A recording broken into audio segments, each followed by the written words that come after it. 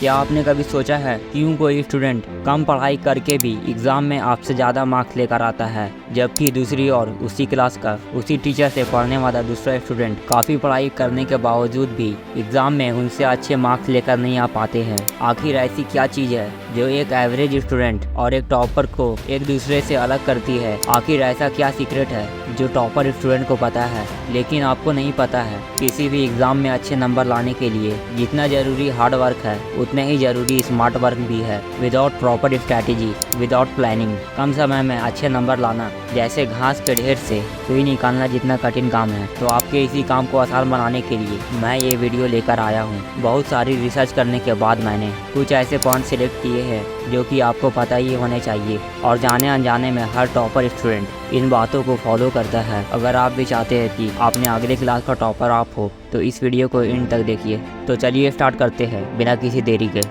Number 5, start from the basic.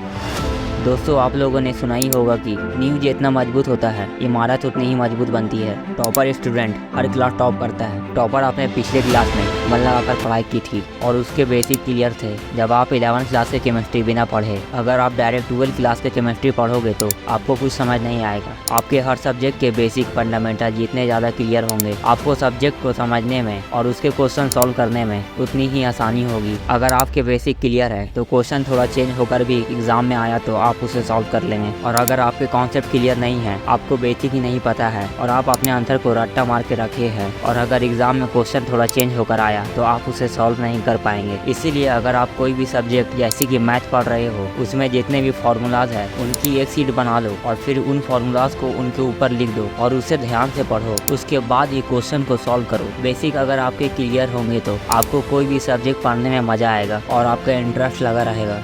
Number 4, multiple way to study. एक ही topic को पढ़ने के एक से ज़्यादा तरीके हो सकते हैं। किसी भी चीज़ को याद करते समय आपके ब्रेन में जितने ज़्यादा पार्ट एक्टिवेट होंगे, आप उतना ही आसानी से उस चीज़ को याद कर पाओगे। आप पढ़ते समय किसी भी टॉपिक को समझने के लिए आप मल्टीपल वे का इस्तेमाल कर सकते हैं। जैसे कि आप उस टॉपिक के नोट्स पढ़ सकते हो, उस टॉपिक के बारे में यूट्यूब में एक वीडियो देख सकते हो, उस टॉपिक के इंफॉर्मेशन को जैसे कि एक ऑडियो बनाकर आप उसे बार बार सुनकर याद रख सकते हो। जब आप एक ही टॉपिक को अलग अलग तरीके से याद करने की कोशिश करते हैं तो इससे आपके ब्रेन के न्यूरॉन की संख्या बढ़ती है और अगली बार आप जब पढ़ने बैठो तो इस टिप को जरूर फॉलो करना। Number 3, analysing previous year questions. दोस्तों, ये पॉइंट बहुत ही ज़्यादा इंपॉर्टेंट है। Always remember 80% of the question come from 50% of the syllabus. आप मुगल शासक बाबर से सीख ले सकते हैं कि जब भी वह युद्ध भूमि में यानी बैटल फील्ड में जाते थे तो वह युद्ध भूमि यानी बैटल फील्ड का मुआयना करते थे। ठीक इसी प्रकार से आप जिस एग्जाम में अपियर होने जा रहे हैं उस एग्जाम से संबंधित सारी जानकारी आपको होनी चाहिए। आपको पता होना चाहिए कि एग्जाम में किस क्वेश्चन की ज्यादा डिमांड है, बोर्ड एग्जाम में किस तरह के क्वेश्चन ज्यादा इंपॉर्टेंट है, और ये सब चीजें आपको तभी पता चलेगी जब आप प्रीवियस ईयर क्वेश्चन को सर्च करेंगे। इसीलिए अगर आप किसी भी एग्जाम की प्रिपरेशन कर रहे हैं तो आपको कम से कम लास्ट 3 ईयर के क्वेश्चन पेपर को जरूर सॉल्व करना चाहिए।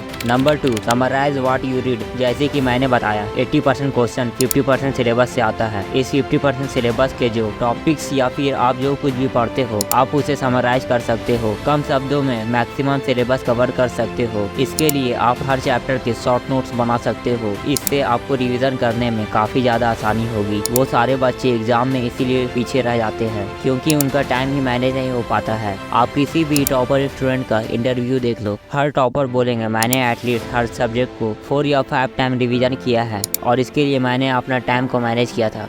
Number 1, read multiple subject each day. एक दिन में एक ही सब्जेक्ट बहुत ज़्यादा पढ़ने से बेहतर है कि आप एक दिन में मल्टीपल सब्जेक्ट थोड़े थोड़े पढ़ लो। इसीलिए अगर आप किसी भी एग्ज़ाम की प्रिपरेशन कर रहे हो तो आपको एक दिन में सभी सब्जेक्ट को थोड़े थोड़े पढ़ने हैं। अगर आप थोड़े थोड़े हर सब्जेक्ट को पढ़ोगे तो इससे आपको चीज़ें याद रखने में आसानी होगी और टॉपिक के इन्फॉर्मेशन मिक्स भी नहीं होगा। अगर आप इस वीडियो में बताए गए बातों को फॉलो करते हो तो आपके अगले क्लास के टॉपर आप होंगे। इस वीडियो में बताई गई कौन सी बात आपको सबसे ज़्यादा पसंद आई मुझे कमेंट बॉक्स में ज़रूर बताइए। ऐसे ही आगे आने वाले दिनों में हम आपके लिए बेहतरीन वीडियो ला रहे होंगे। मिलते हैं नेक्स्ट वीडियो में। Keep learning and keep improving. Thank you.